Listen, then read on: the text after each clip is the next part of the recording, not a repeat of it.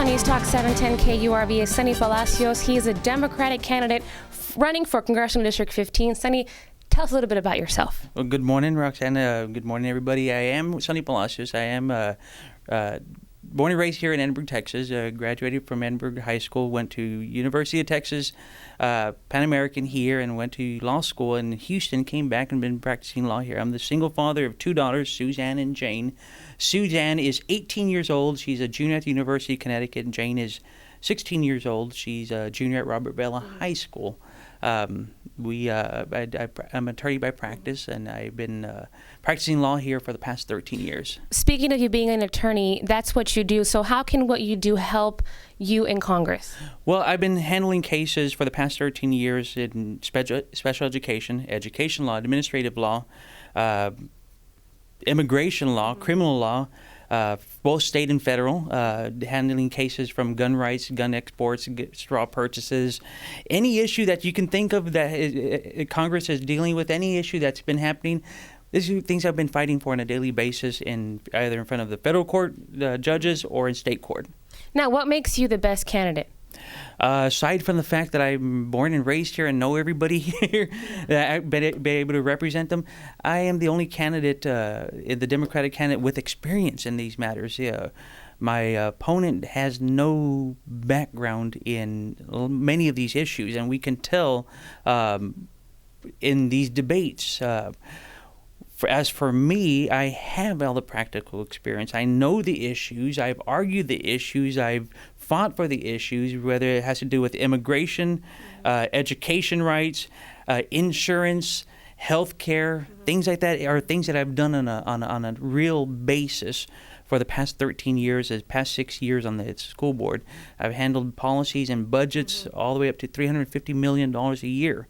In just the last month, from the last interview that we've had, we expanded wind farms into the ECISD jurisdiction, where we made $4.5 million. We've also refinanced our bonds, which saved the district $12.5 million. So we're looking at close to $20 million on the positive, in the black, for just 30 days since our last interview. Now, you were talking about issues, and I want to ask you, what do you think are the top 3 issues we face here in the Rio Grande Valley, and if you can probably specify on those issues as well? Okay, well, jobs.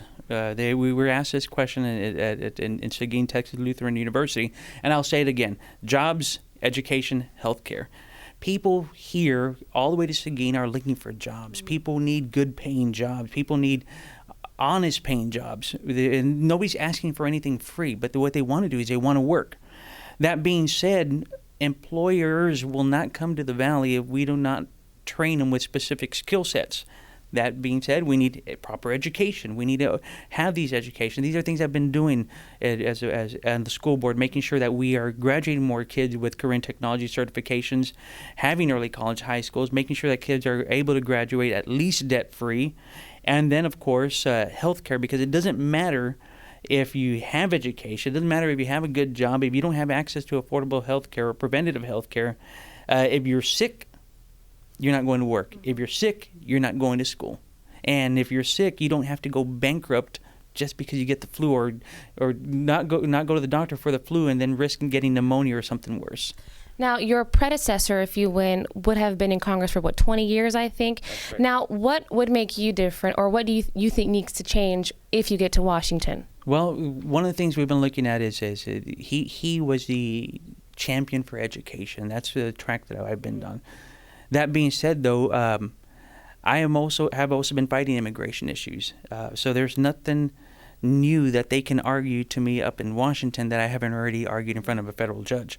Same thing with exports and imports of guns. I've seen what guns do in the hands of the wrong people.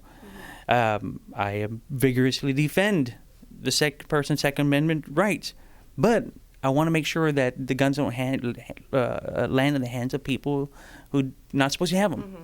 So I want to make it harder for criminals to get guns or to be transported into Mexico, to be used by the cartels, to be bringing drugs over to the United States. So there's a lot of collateral things that we've argued on just those issues that I've had firsthand trench knowledge.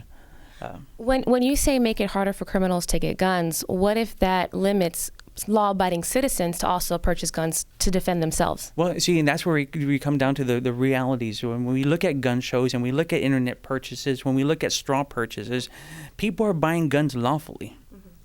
And what's happening is sometimes there's no criminal background checks in the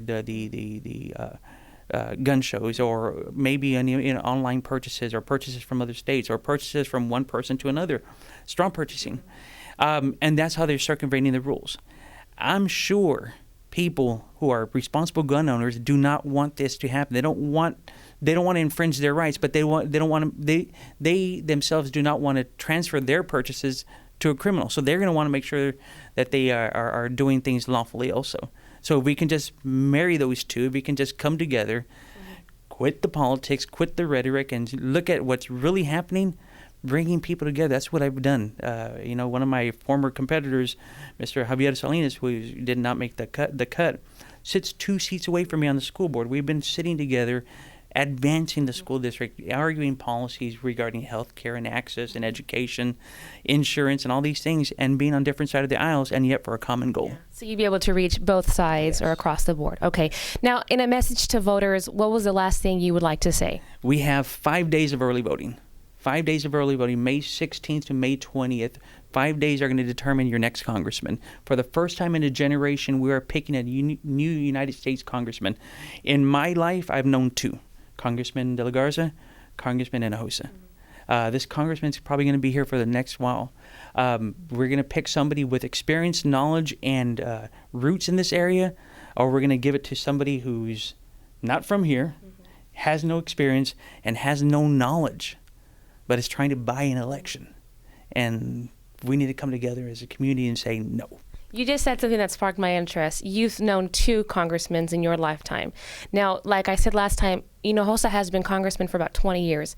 With that, I want to ask you, do you believe in term limits? If so, how long do you think you should be in Washington? There are term limits. They're called elections. And this race is every 2 years, not 4 years like on the school board. So if I do bad, if I do something people don't like, believe me, there's going to be people trying to pull me out every 2 years. That being said, in that position, seniority is what works, and we don't want to sacrifice seniority or opportunity for the sake of term limits or a political issue. Is there anything that you want to say that I did not get to ask you? No, just important that this is races where experience matters, and we want the voters to realize that we need to make sure that people are informed and making informed decisions, not on slogans, not on popularity, and surely not on flashing money. Experience truly does matter, especially at that level. Sonny Palacios, he is in the runoff for Democratic candidate for Congressional District 15. Thank you for joining us on 710 KURV. Thank you.